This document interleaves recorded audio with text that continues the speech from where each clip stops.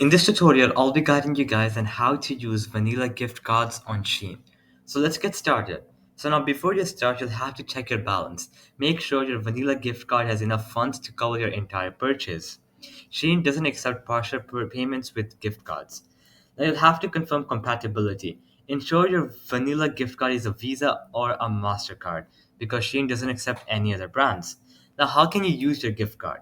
You're going to head to checkout, add the items you want to buy to your cart, and proceed to the checkout menu. Choose your payment method, select gift card, and click Add a new gift card. Now you're going to enter your details. Fill in the 16-digit card number, expiration date, and CVV code from your vanilla gift card. Now click Pay. If the information is correct, your balance will be applied to your order. Complete your purchase. If necessary, choose another payment method to cover any remaining amount. Review your order and submit it to finalize your purchase. So alright guys, that'll be it for the video. I hope it helped you out and I'll be seeing you guys next time. Peace out.